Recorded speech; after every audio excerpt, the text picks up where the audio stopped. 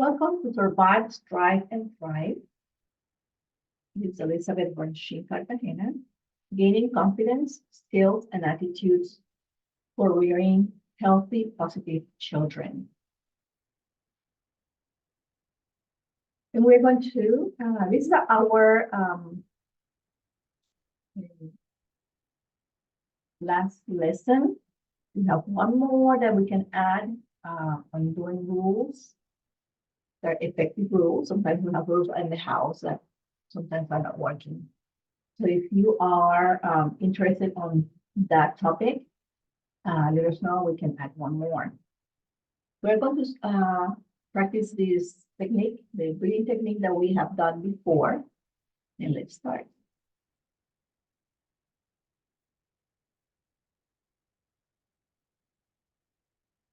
Blow your candle.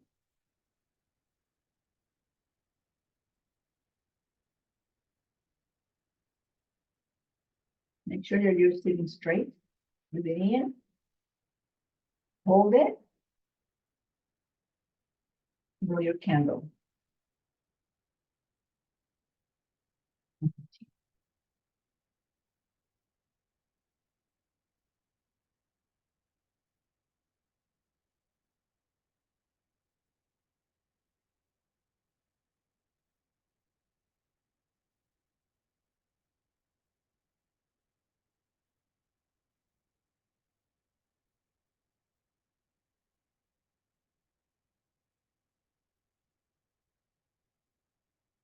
As you know, this is another techniques that we can apply to anything in life, including being a parent, for those moments that are very challenging.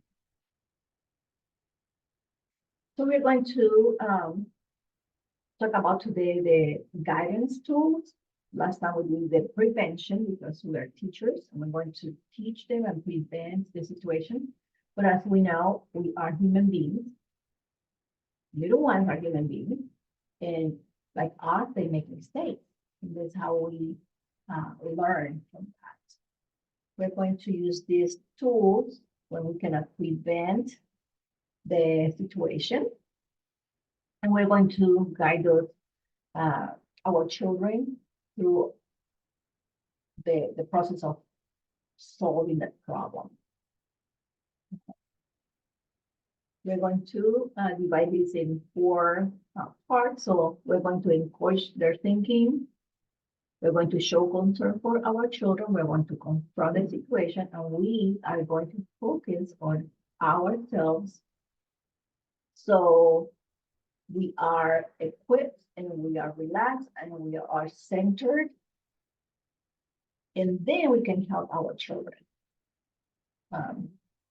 Like the analogy that almost everybody uses when you're going to travel in an airplane, they say if there's any, if by any chance we have problems and the oxygen drops, put the mask first yourself in order to help your children. And it is kind of an analogy that we have to apply for life, for different things in life. So let's start with the encouraging thinking. These two are based on respect for your children's intelligence and self-reliance. So maybe we were raised, or our grandparents or parents didn't realize that the capacity that we have to on thinking, even if we're little, we can think and we can understand things. And that intelligence is there. Of course, is looking at the age that the child has, but at different levels, we can think. And remember this, all those techniques that we're studying here is from 3 years old to 16. We know that the self-control in the part of the brain that help us with our self-control is not developed until they're 3. So younger than that, we cannot apply these techniques of discipline. We're going to, there's another set for that age. So we're going to keep in mind they can think, they can make decisions, of course, depending on their age. So this is kind of the base that we're going to have in order to apply the next things. Explaining the limits. We maybe were not raised on in that way. Maybe we were like, you follow the rules and that's it. But remember, we're teachers and we are going to teach, we're going to tell them the reason why we have this rule. We're going to, in detail, explain. Because remember the good teacher that you have in school that brought a new concept for you to learn, and they went through details and going back and forth. Did you understand? Let me explain this in different way, in making sure that that child understand the reason. Because once they understand the reason, then they can make a decision of, okay, I understand why we need to walk in the house. Because the parent says, you know, you can hurt yourself. So start with the person and with the kid, with your child, the well-being of your child first. Then the others. You can hurt your sibling when you're running around. Third, material things. You can break something in the house. You want the house to look nice and have good things. So we're going to take care of our property. So in that order, not putting that you're going to break my figurines or you're going to break, no, it is the person that comes first. Your child comes first, the safety, and then the others, and then the material things. Once I understand, you are going to ask, okay, tell me why we're going to walk in the house. And of course, remember the age. You have to be maybe explaining things very, very simple, or even demonstrating it. You know, you go in a corner and this corner, touch it. It's very sharp, can hurt you. Or when you're walking, your siblings are playing on the floor and you can trip on them or you can hurt them. Or if you go through here to this vase that is very pretty, that looks very shiny and we like it, it could be broken because you ran into it. So explaining for the little ones. In all ages, from 3 to 16, go in detail because that is how we make sure that it's simple and it is understandable and they can understand it. So explain the reason. 19. When a child forgets, because we will forget, you know, our instinct is to run. So we're going to provide a reminder of the rule only one time. So you explain the consequences of ignoring the limits. It should not be given no more than once. So strong action may be necessary for a child that who repeatedly forget the rule. So you say, okay, come here. What we say about running? Remember that you can hurt yourself, you can hurt somebody, you can break something in the house. Remember that?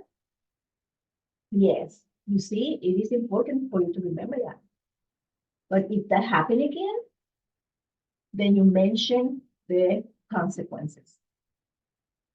If you run again, you have to go in timeout and think about why we don't run and why we have to walk.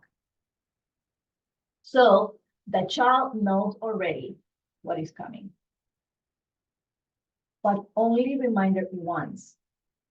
If you do that, and it takes some work because it takes for you to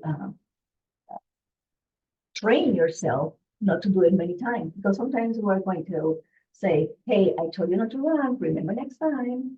And it's like the fourth time and you're saying the same thing.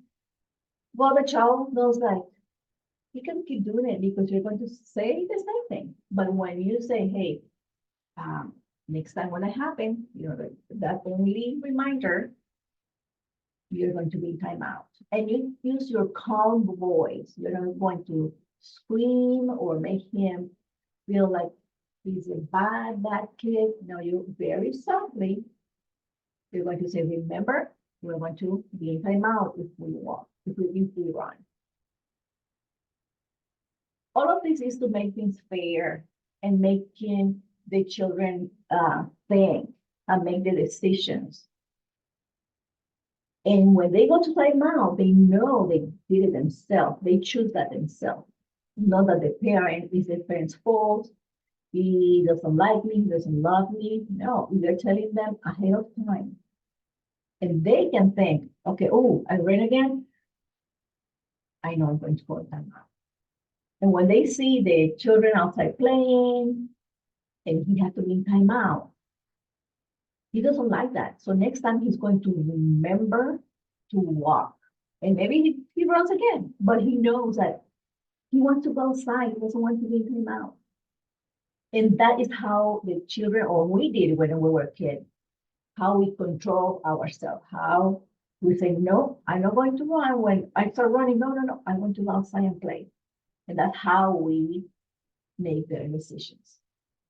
Remember, we were not raised maybe like that, but this is what I'm teaching is research-based for many years. And this is a fair way to help them when there's a problem. Or as a prevention or the consequences that are reasonable. Okay, so ask them to repeat the rule like we said. Because sometimes they're acting impulse and you have to remind her. So talk about the consequences, like we said. You can hurt yourself, you can hurt other people, or you can break something in the house. Ask for solutions of things that happen. So when your child is calm enough to think, ask how they may solve that problem. Make them identify as many solutions as possible, and then ask why they believe is the best solution. So be prepared to accept their ideas. For example, they don't want to get up every morning. It's a tantrum getting up for school. And then that's a problem because then the morning is very, it is not peaceful. You're fighting with them, and remember when they go to school, they need that brain relax, calm, because they're going to learn. When a child has that mind that he's not relaxed, he's in a fight with the parents and crying and all stuff, they're not ready for learning. And they could be a very bright kid, but because of the situation, the stress and the crying and sadness doesn't allow them to learn as much. So as I for the solution, okay, we're going to go to bed at 8:30. And sometimes we're going to have another technique that is that you can involve them. Okay, we're going to bed 8, 7:30, 8, or 8:30. So you give them the solutions and they choose. And you're getting the solution yourself, and you know which, that they are what you want really. But in that solution, they can choose 7:30, 8, or 8:30. And that is a good solution. Whatever they choose is good. And so they're have enough sleep, they're rested, and in the morning they're more happy to follow what they have to do. Encouraging their thinking, again, we're going to use humor, but we need to avoid the ridicule and the sarcasm. So you say humorous exaggeration, maybe to make a point or to remind your child what you expect of them.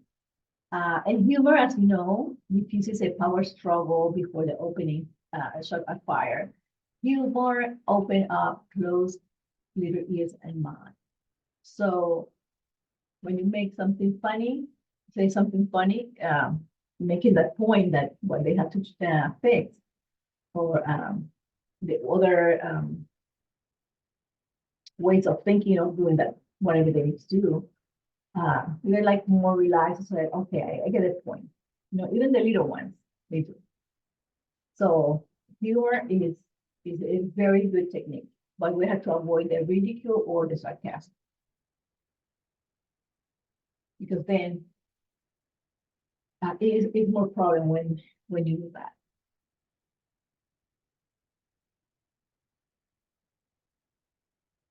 So make a friendly request, and this is one that it will make them have empathy for other people, because sometimes our children think that they are the only one that they're in the world. They're the only one sick, the only one that needs something, and they forget that parents have the same things, the same situation, the same feeling. So, for example, here, the mom came, told the children that were playing, um, I have a headache, I need to lay down for a little bit. Could you please keep your voices a little bit down so I can rest? Um, that way they know, it's like, wow, my mom has a headache, you know. Um, any feelings that you as a parent, you're tired or you're upset, it is good to say verbally so the children know that emotion or that feeling has a name, and my mom is experiencing that. But sometimes of frustrated. This car is not um, doing something wrong with the car, so they know that because remember you are the teacher and they're going to repeat the same. So when they have those feelings, they're going to name it because you are naming it. Um, but in this situation, we have to help them to think about what people, that they need to rest, they are sick, they're upset. And we, in our part, have to be more quiet so that they can rest and we don't bother mom or dad that are sick. This is encouraging thinking. From 3 to 18, actually, this is more than 16, and the emphasizing the positive thinking. When a child are feeling discouraged, encourage them to view the problem in a more constructive way.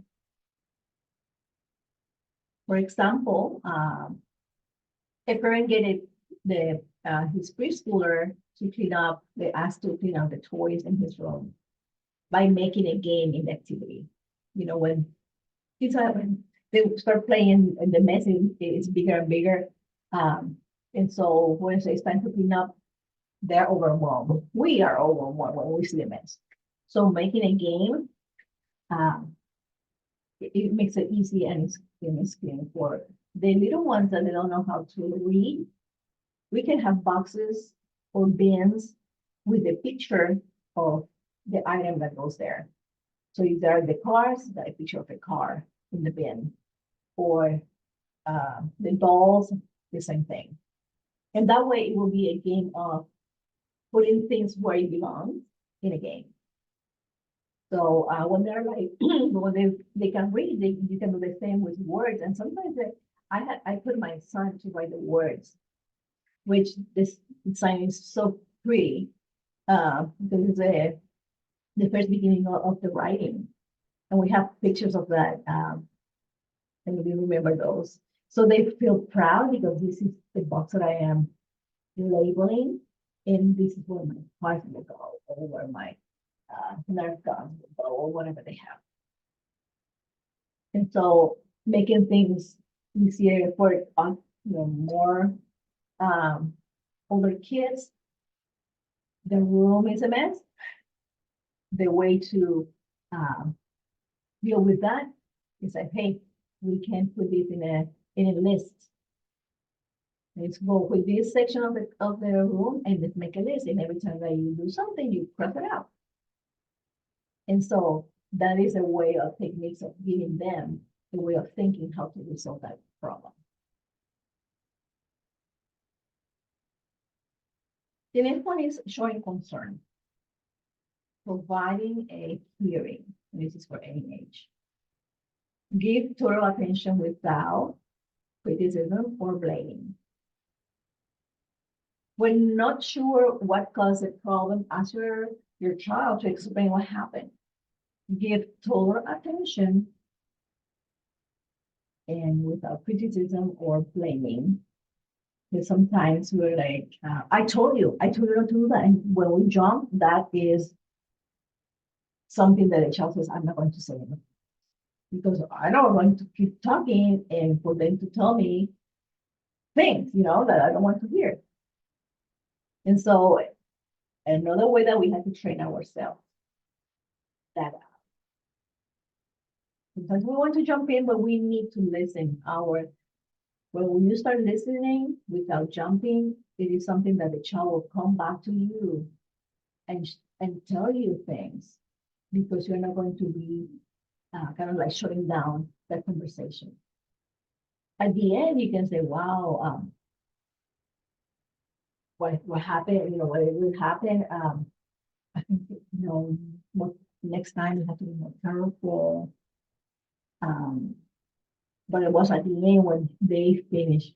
So we're showing our concern that they are in trouble and we want them to come to us and talk to us. Of course, at the end, we have to address the problem, but in a nice way again. Affirm feelings and thoughts. When your child or children are sensitive to think clearly, describe their feelings and ideas behind their action. For example, instead of saying, well, okay, what's going on? We said, wow, your face, for me, I think something is happening because your face is sad. What's going on? And so you describe how you feel like you're a camera. You took a picture of that and you are describing their faces. Why are you so sad? Your eyes are sad. What is going on? Or I can tell that your face is showing that you are angry. What's going on? So that description of the feelings and the thoughts is showing concern. Instead of saying, what's going on now? Are you grumpy again? That's what sometimes we want to say, but we have to retrain ourselves because we want them to know that we care about them and you are there to help them. Even when you know that what is the problem, approaches that they come like they talk to you in that way. I notice that you are sad, you're angry, you're upset, what's going on? And that creates a conversation. Even when I say, I don't know, I say, I don't know, why your eyes are like that sad? Why are you so angry? And then when they're calm, maybe they can talk to you. Sometimes they're so angry or sad that they don't want to talk to anybody yet. But follow up and tell them we're there for them. Ask for help to understand. 4 years old to 18. Ask your child to give you examples of what they think is a problem. When they realize they are being taken seriously, they will come down much faster if the parents are lecturing, or if the other way, we're lecturing or pushing them, like saying, how many times I'm going to tell you this thing, So talking about the problem may help the children to think of solutions. Again, talking to them instead of lecturing them, because that they know they did something wrong, or they know, that at least if they don't know the details, that I know that I'm in trouble, I don't feel happy what how this turned out. But the parent is there telling you, okay, tell me what happened. No, but blah, blah, blah, blah. And they keep, like, they don't think that we are wanting to really to listen. But you keep there just waiting, explaining what's going on. Sometimes we think we make assumptions that this is what I think it is because it happened before, but maybe something's different. And so we have to have this listening ears to know that we want to calm ourselves and just wait for them to tell us what's happening. Assumptions are not good many times. Well, rethinking that thinking or redirecting that thinking. When a child begins to argue, you determine the direction of the argument, then change the mode of reasoning to a more positive goal. Do not disagree, gently turn the child's thinking to a more positive one. For example, I have an example of different ages. A little boy refuses to take out of the high chair. Then the dad says, okay, tell me when you want to come down. After a few moments, the child says, I want to get down. Okay, you want, it's something that is not, you won't harm them. You want to stay there? Okay. Tell me when. Or a preschooler, demands, I want a cookie now. And the mom says, okay, yeah, after dinner, you're going to have it. No, I want it now. No, I said, after dinner, you're going to have it. But when you have a meal, then that will be your dessert. And so it is like enough fight of, no, you're not going to have it, because it makes it worse. You say, no, you're going to have it, but later. And so eventually the child knows, like, okay, when they grow up a little bit more, they say, I know I'm going to have what I wanted, but it's when it's the right time.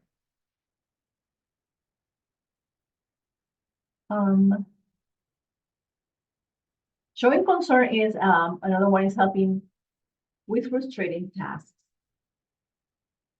So when your children become frustrated to the point of losing control, provide just enough help to solve the problem. Give a bit of encouragement with help. I always remember that how frustrating was for many kids who know how to tie their shoe. And so in my case, with my son, he refused it. He's like, no, I'm not going to do it. Well, he went to school, and when the first semester ended, the PE teacher said, we're going to do skating when we come back in January. So everybody have to know how, they have to know how to tie their shoe. So when the time was coming, and getting closer to January, then he started getting like nervous. I get different songs and different techniques for him to do it. But he was not understanding. So I said, I'm going to take a video, and so you can see it again and again how it's done. And I was in the song, and so that repetition. Then he went to make a video and teach other children how to do it. So all that frustration that I don't know how to do it, it became kind of like a game and he was proud. He was proud to making that video. And even in the video, he messed up and he was like, no, let's try it again. And so it was very fun time of something that it was so frustrating for him. Showing concern, contract, allow your child to do what they want to do if you agree on what they want to do after finishing what they have to do. So the desirable activity they want to do becomes an incentive for completing a more difficult or unpleasant task. An example here, Terry is 10 years old, and the mom says you can watch TV after completing the homework. Or the mom says you can go outside. Cindy was asking, I want to go outside. Like, yeah, you can go outside with your friend after you clean up your room. So, that's teaching priorities. So we're going to do something that has to be done. And later, when you're done, then you can have the one that is more enjoyable or the one that you want. That is a contract. So they're not saying, no, you're not going outside, or look at your room. No, you can say, yeah, you can go outside after you clean your room. So the one that I said at the end, you can go outside, but before you after you clean your room, it is more acceptable. The child will not be as angry as much. Then I say, no, you're not going outside. Look at your room. Look at your room. How can you go outside? You see, it's a different way of saying that it really bothers anybody. But when you say, okay, you can go outside after you clean your room. So they go, if they want to go outside, they're going to clean the room and then go outside. And we say that we have to keep our word that when he's finished, they can go outside.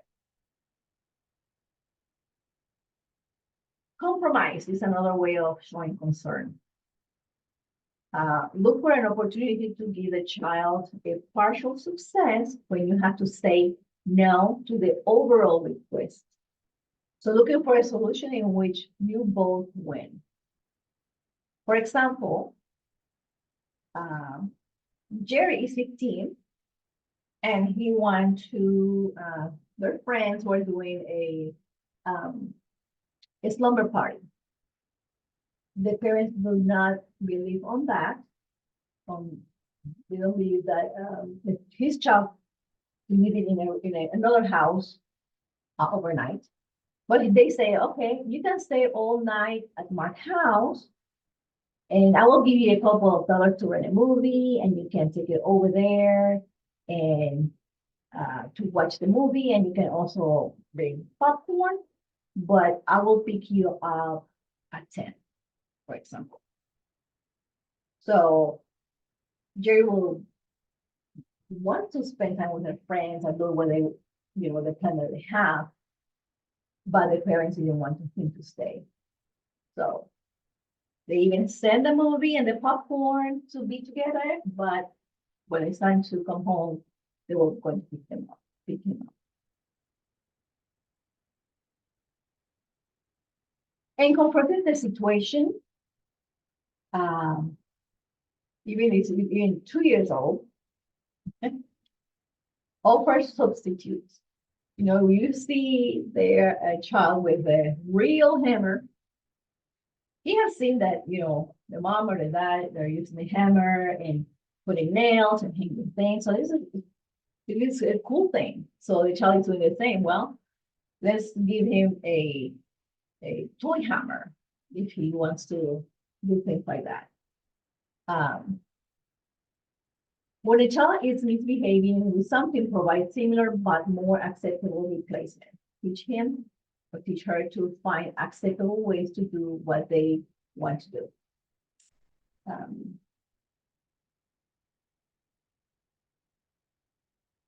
The next one is confronting the situation. Remove a child from situation they cannot handle. So gently remove the child who are losing self-control in a difficult situation.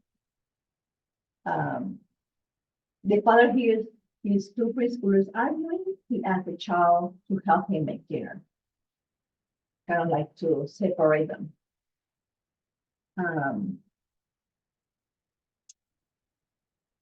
And there are different ways to remove a child when they're little. You can remove them physically, but when they're older, You just call them. Or sometimes we are like a family gathering or something like that, or friends gathering, and sometimes the children, one day they get along, the next day or the next month they're not. And you keep an eye on your children where they are. And when you see that situation, they can say, hey, Mark, let's go outside for a little bit. Help me with this, or just let's go for a walk, you and me. So you will diffuse the problems that can happen if the child stays.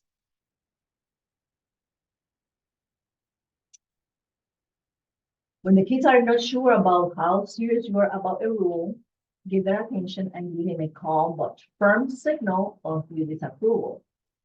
And we know that maybe our parents have that look.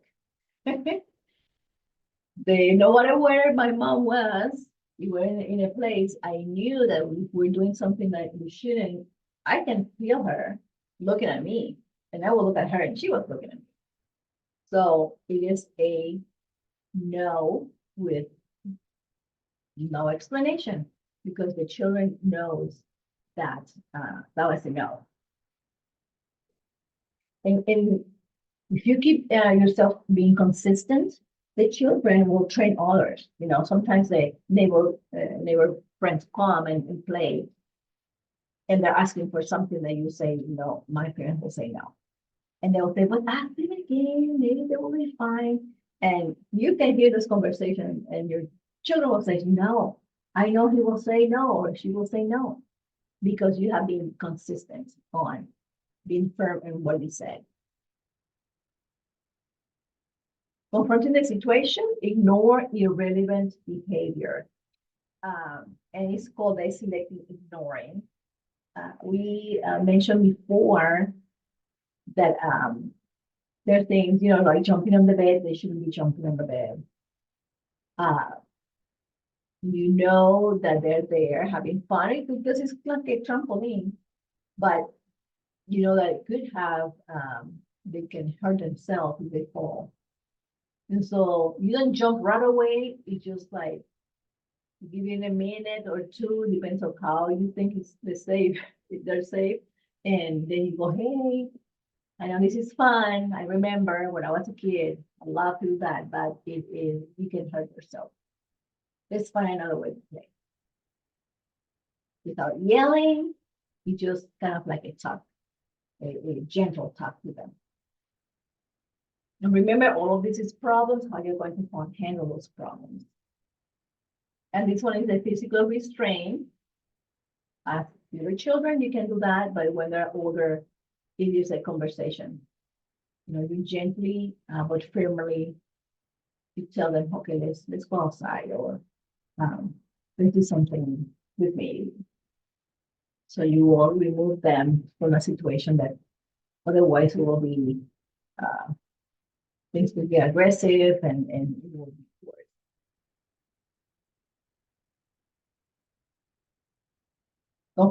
Confronting the situation, have the child repeat the action. If your child is careless or indifferent in doing things that you expected certain things to be done, and they're not doing it, or they're like careless and they're not feeling well or doing things well, they have to repeat the action again and do it correctly. If we don't do that, they're going to be employees that the supervisor has to be on them all the time, making sure that things are done. And you will get to the point that maybe they say, you know what, you have to find another job. Because things are not done well. But we train our children to do things well, to clean well, to organize well. And you're the teacher, you're going to tell them how to do things step by step with a lot of detail. And once they know you are not there anymore, just again, you say, okay, tell me when you're done so I can check things, that everything is fine. Giving the space for them to do it instead of being you on the top all the time, like a helicopter parent. Like make sure you have this, make sure you have that, make sure you do this way. No, once you explain it, and like in my case, I took a video of what things are done, and that was my son will refer to that video, so I won't be there all the time, and he will have more the time that is relaxed doing things. And I go back and I say, hey, um, look at this area here, and look at the video, and just look at it again and just fix it. And so it's a more calm way of training them, but they have to do it well. Unfortunately, situation, sometimes you have to give the permission because there's no way to fix it. We have pictures here of haircuts. When I was a kindergarten teacher and pre-K, when we say, okay, tomorrow is the school picture, so you get ready for tomorrow, and then when the kids will come, we'll have maybe they will have one eyebrow because they shave it, or they took the scissors and cut the hair themselves, and sometimes there was no way to fix them. And the parents were so mad and said, well, you cannot do anything. Just that's what it is, you know. Just wait for the hair to grow. And so there are things that maybe you will have that you will be gonna you are going to express how disappointed you are, because the children have to know how things are impacting others when they do different things. But remember, it's your child. Your child is more important than the hair that they have or whatever they did. Sometimes maybe when you are a 16-year-old, your child comes with a tattoo and you don't believe in that. You're going to talk to them of how disappointed you feel, and also respecting the child, not like calling names or things like that. And thinking, this is my child. The only thing happening here is an action that he did, and this is not going to be punished for life, because this is a situation that we're going to handle, and I express how I feel, and he knows, or she knows, and giving priority that you are your child. You are not going to punish them for life, like sometimes we do, or put that label all the time. It just was just that moment. That's it.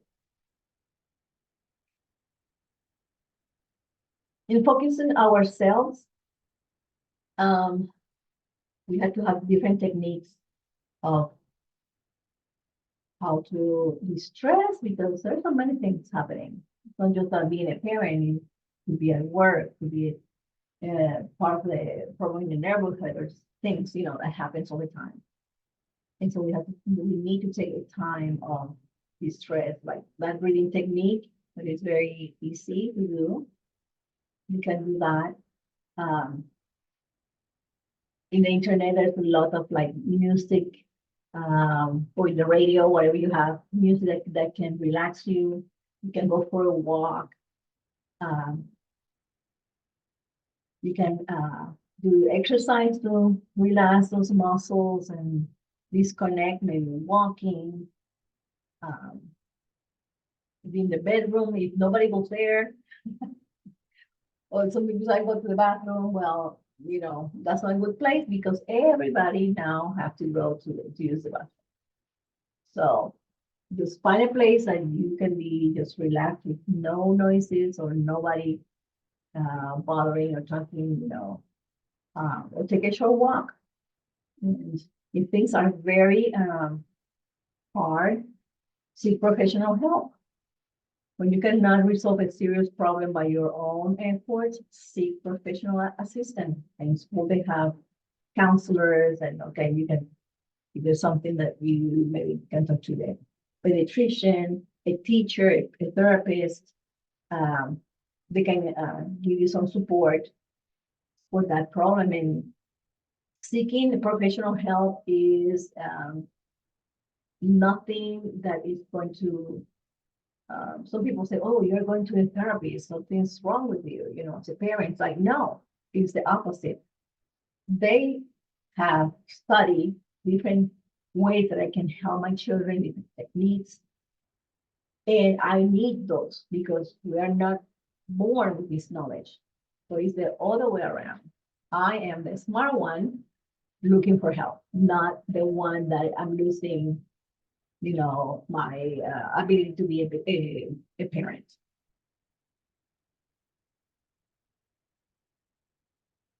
And now we're going to do the reasonable consequences. When it's like, you prevent it, you help them, explain things, rules, and any way they're going to do it. Sometimes it's just like the maturity is not there. Sometimes it's like the age of independence. I want to do what I want to do. And then it is, we need to have consequences.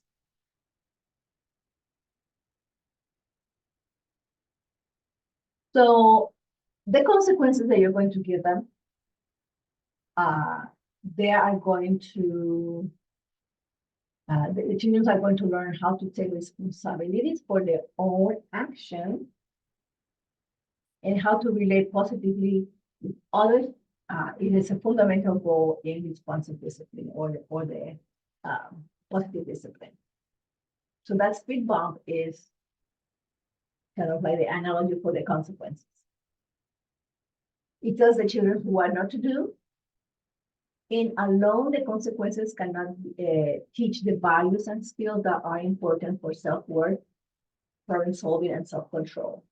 Consequences without prevention is cruel, and without guidance will be ineffective. So the children's teaching the children what is right and what is wrong, helping them to learn how to take responsibility for their actions and how to relate positively with others. Like we said, is a fundamental goal of the what we're teaching here on discipline.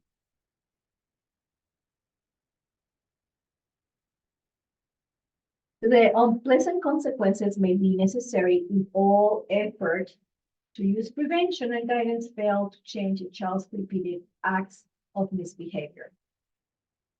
Consequences must occur close in time to the misbehavior, especially for little kids.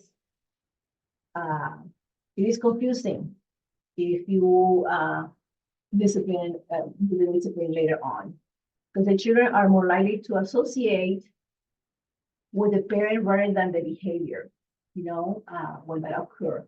Like you're going to say, wait until your dad comes from work. When the little ones, they have that, they forget what happened. And then when dad comes in the afternoon or mom comes in the afternoon, here's the spanking, here's the yelling, here's whatever the parents do. And the child's like, what happened? I'm not misbehaving. What's going on? Because the little one, they cannot remember exactly what happened. And so even if they are any age, at the moment is when we have to tell them, remember that when, maybe they're hitting other kids and you say, if that happened again, first of all, check why are you doing this? What is causing you to do this? And this is something that is like, I just want to hit. Well, you're going to say, that happened again?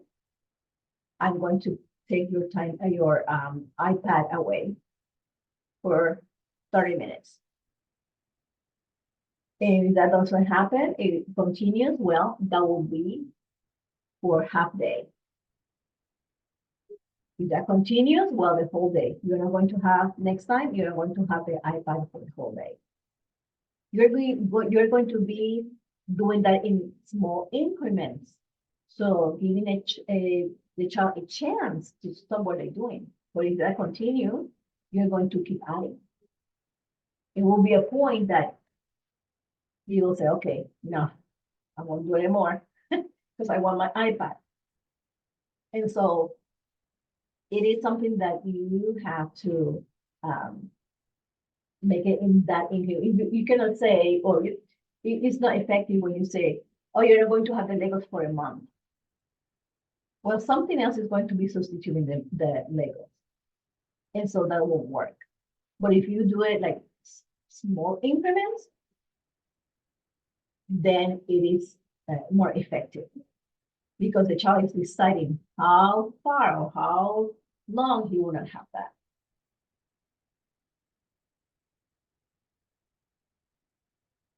On consequences, children must be able to make the difference between right and wrong.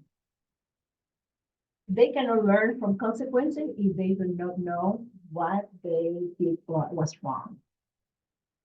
And sometimes they don't know, if we sometimes think that our adults like us, they're not.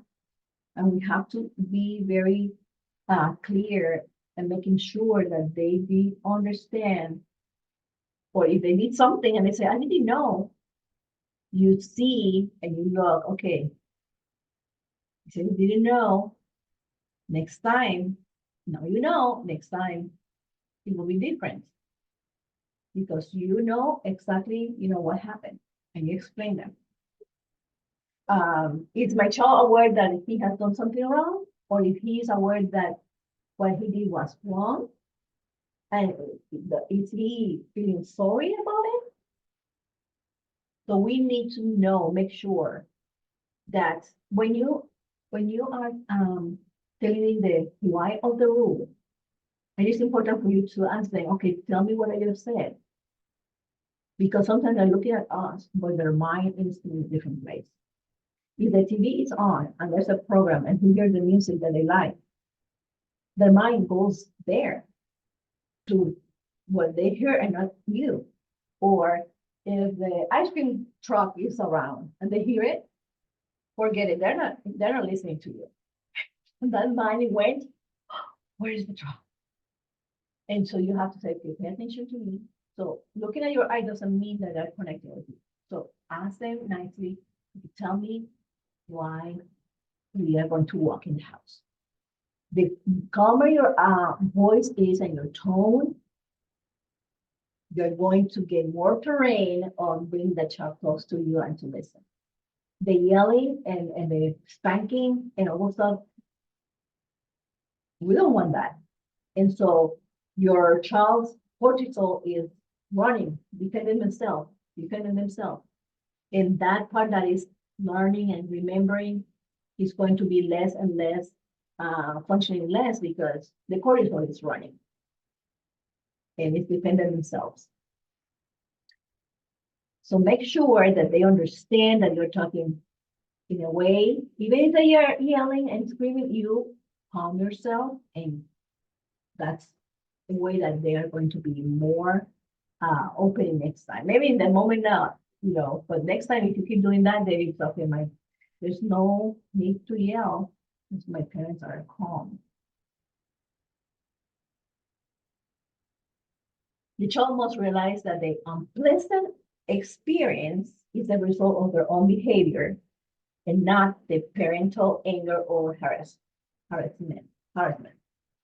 If parents persistently exaggerate the unpleasant consequences of behavior, the child may feel excessively guilty. Children who are mistreated may come to think themselves as bad and they will act as such because that's what we're saying. So that's what I am. If the child doesn't feel remorse, he will direct the anger toward the parents. Instead of change, they will learn to avoid the consequences of his wrongdoing by hiding from authority figures. So that child have to feel like, that you push your brother or you punch your sister. No, but they were bothering me. I said, well, when that happened, call me. But we're not hitting people. And so otherwise, it's like they will be all the time thinking that they're right, and they will continue and doing it when the parents are not there. But we're going to be, we need to be accountable of uh, our actions. Consequences must be consistent because inconsistent consequences confuse and frighten children. They cannot predict what their parents will want to do because one day they spank me and the other way, the other day don't do anything. So a child has to know what are your actions consistently. Even when we are adults, we are in a job that the supervisor comes in different moods every day. You don't feel like calm yourself, like who knows if he's going to be like me today, or if he's going to be fine. So as an adult, we're feeling like this, but when you feel that you have a supervisor that is consistently behaving the same, treating you the same way, you are more calm. Even you can go to them with a problem because they know how they are. But when they're like up and down in in their moods, it is hard. So this is as an adult, you can imagine as a child. Every child needs to have parents are consistent. Of course, we are not perfect, but our pattern are going to be being consistent. Make sure the consequences make sense and it's not more severe than the misbehavior. Some threats are unreasonable. If the parent fails to respond, parents will lose their children's respect. Oh yeah, he says that he's going to hit me with the belt and blah, blah, blah, blah. He never does it. I don't believe what he's saying. And so it is very hard for a child then take you seriously. But if you are going to say one thing, of course, be clear which consequences are the ones that are healthy, because what you want them is to stop the behavior, but you want to protect the self-esteem of the child. But sometimes we're so angry because the children are misbehaving that sometimes people get pleasure of punishing the children because they're like so angry that, oh yeah. And so they keep going on and even punishments that they are not even something that was like small, then they come with so much anger and looks like what they did was huge when it was like just something that was simple. In that, the children know, they did wrong, but and that they deserve some kind of like discipline, but you have to be equal what they did. When it is something that is so exaggerated, the children they start getting like anger, and sometimes that's why we have kids that are very moody or sensitive, and they're always angry because sometimes parents they get out of line, or they bring something that's it's not healthy for the child. It creates more problems.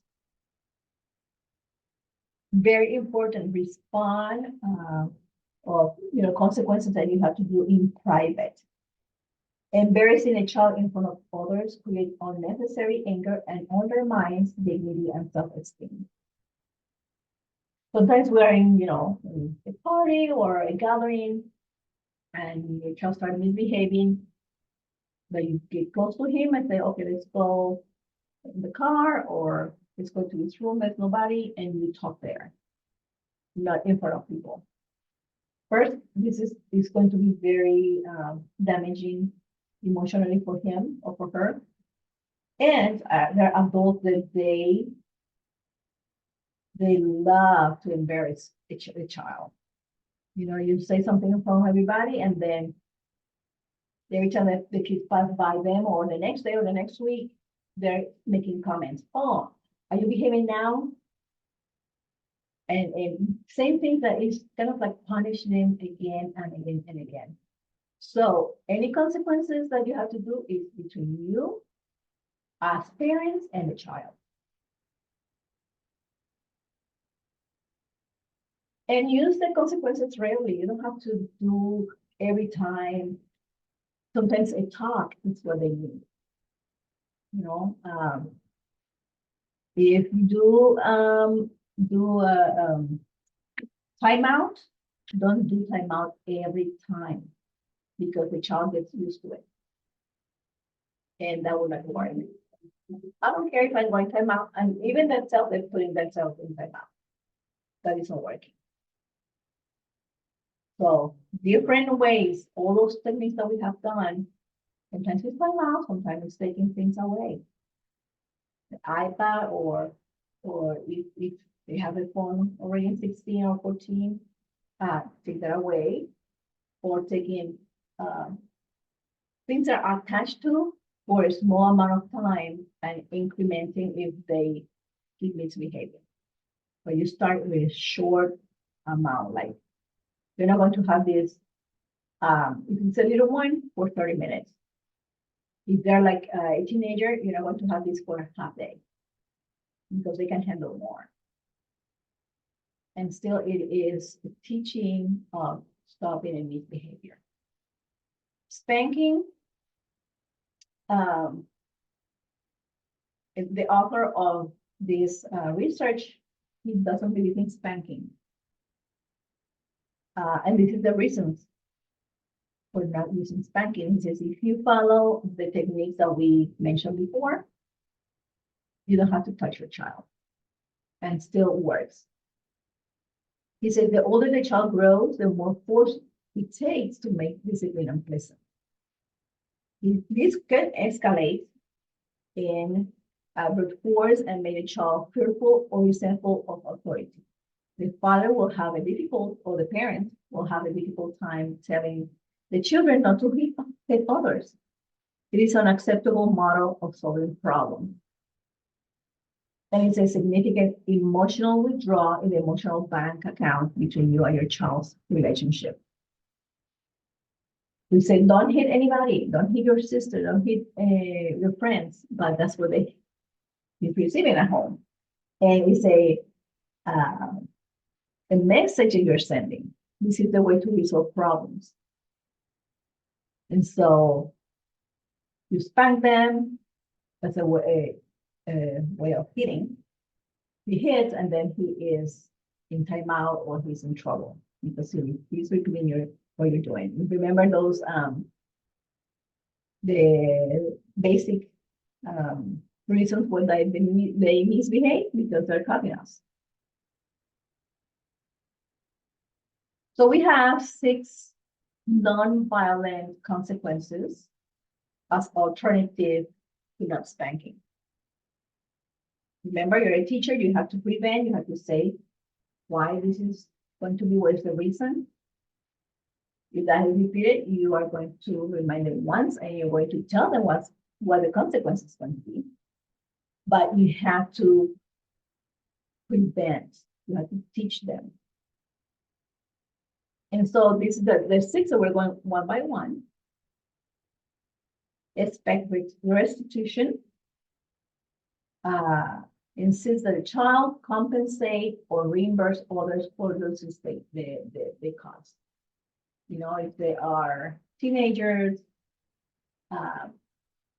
let's find a little job of mowing the lawns of the neighbors or things like that to pay for what they have.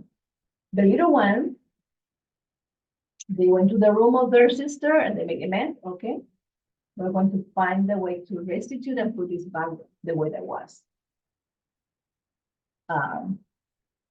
Enforced timeout. Well, this is very important. The timeout is a minute per year that we're going to briefly separate in a sitting quiet place uh, the child. Never send a child to a locked room or a confined space or other frightening locations like the basement, the closet. Because remember what happened, that when we are in that situation, is the consequence is to learn. And they're not going to learn if they have fear, they have terror of that place. You don't tie them to anything. You're living with a person that they are afraid of. Because all of that is going to be, there's not going to be learning the way that we want them to learn. You know, we're teachers and they want them to learn this is something that I shouldn't be doing, instead of, I don't want to do that because I'm afraid, or they're going to send me to the basement, or they're going to leave me with this person that is mean to me. And so we want them to just say, okay, they can think, I don't have the iPad because of I didn't listen and blah blah blah. I'm in timeout, or so they will be able to next time to have the self-control or stop the misbehaving, and it will be that's how we grow. So bringing fear to discipline will block learning, like we said. So 1 year, 1 minute per year, and then we'll be from 3 to 5. After 5 years old is taking privilege away. Introducing logical consequences. Take away privilege associated with the behavior. Introduce and explain the deprivation in a firm but friendly manner.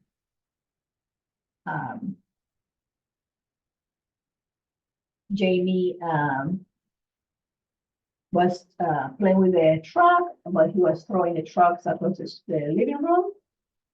And he said, now it's time to put them away for the rest of the day or half day, depends on the age.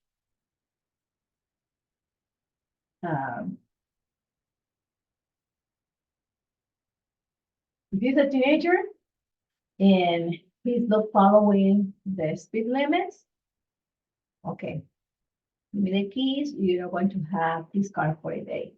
I mean, remember, they're older now. They're not like little ones.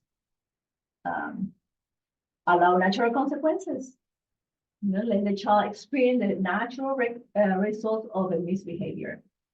These results should be not be physically harmful to the child. For example, your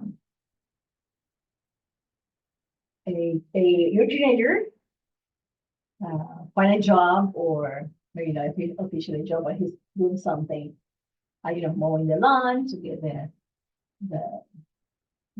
little bit of money, but he doesn't want to get up early, or he doesn't want to clean up the machine before using it, and it's found broken. Well, you need to take care of things. So those are natural consequences. If the child, the little one, is hitting the truck on the floor, and you say, hey, you're going to break your favorite truck, and he continues, well, there's no more toy. No, please buy me another truck. No. We told you that you have to take care of your truck, not to bang it on the floor, and you did. Now there's no truck. You have to play with something else. Express strong disappointment, like we did. Sometimes things happen that they cut their hair, or they did it too, or something like that.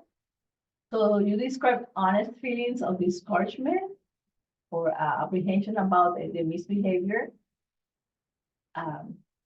Yeah, you cannot do anything about it until that hair grows, but you let them know how you felt.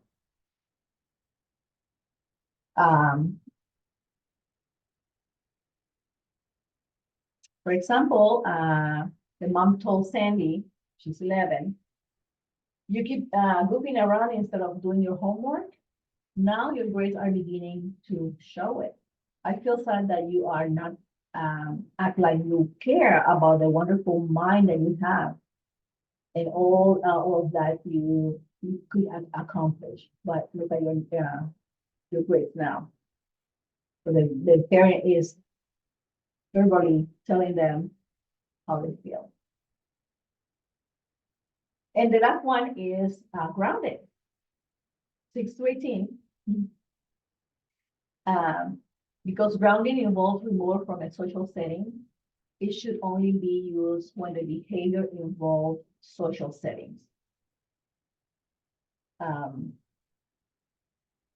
If they were in a group and they were misbehaving, they were not getting along and causing problems, then being grounded, that is associated with something that happened when he was in a social group.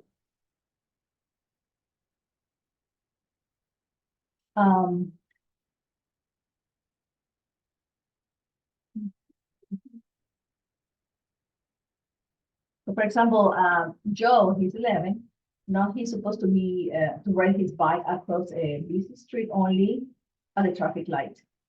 After his parents see him pedaling through heavy traffic in the middle of the block, they decide to take his bike away for a whole 1 full week. There is he's 11 and the danger was high. So 1 week he's not going to use the bike, and after that, we hopefully that he says, okay, let me follow the rules because it's safety what is involved in here.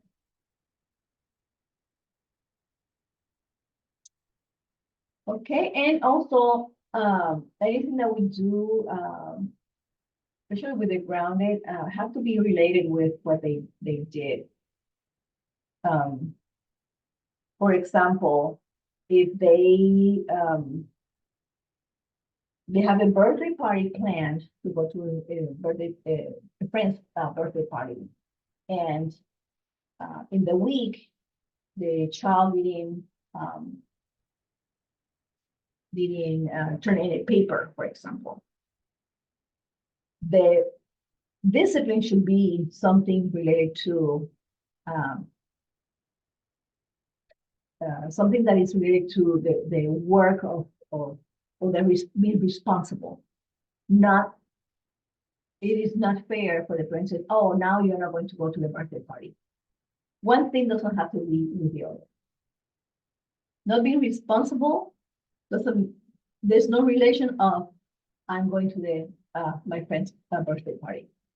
It have to be the discipline of something related with being responsible, and that child needs to be going to the birthday party because there's no relation. Okay, and that there's no learning. All that you want with the consequences is for them to learn of something that they did wrong, and not getting anything that you feel like to make them feel very bad, like going to a birthday party. That will create more anger, and your relationship with your child is not going to be closer. So we need to separate one thing from the other.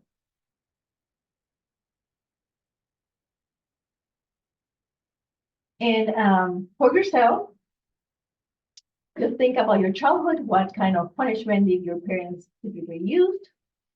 And how did you react to the punishment? How you react when you're supposed to be cleaning your room, and then they say you're not going to the birthday party. And you say, one thing doesn't have to be with the other one. All that I have to do is cleaning my room and going to the party, because if I fail to organize my room, the consequence is to go and do it and doing it right. So sometimes we feel like they were things unfair, but remember, our parents didn't know better than us, that we know a little bit more now. And so the thing is like to break the cycle, not repeating what the parents do to us. now that we have our kids. Examine each day of the consequences tool. Consider the 2 problems you identified in your previous weeks. And what role, if any, do the consequences have in responding to this problem? Choose 3 days this week to keep record of the number of times you have to use the consequences.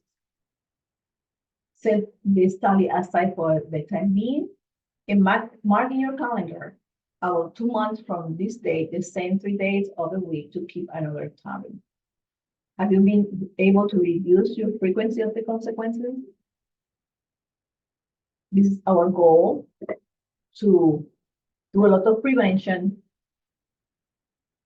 and guiding through that problem, and hopefully there's less and less consequences because you're teaching more, because you're having more patience with them, talking in details, putting all those examples that we have done before. I am going to include with this video the code of all the tools for you to have it in your phone.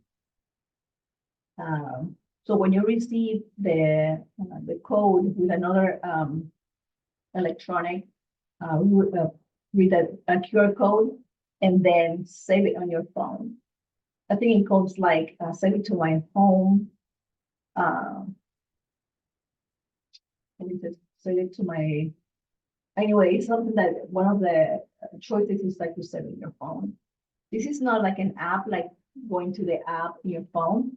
It is just an app that we prepare for those consequences. So you need that QR code. And I hope that everything we have done here and talk about here help you to remember we are not born with this knowledge. We had to practice and make effort of training ourselves.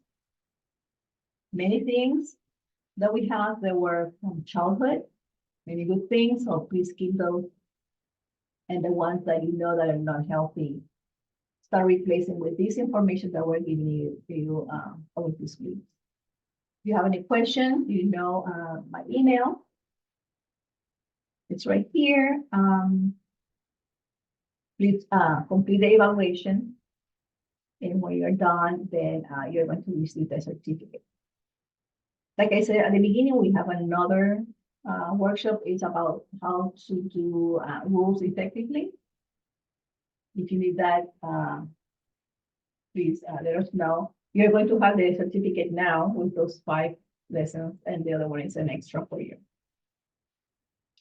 Thank you for watching all these videos, and please share this information with others that need this information. Thank you.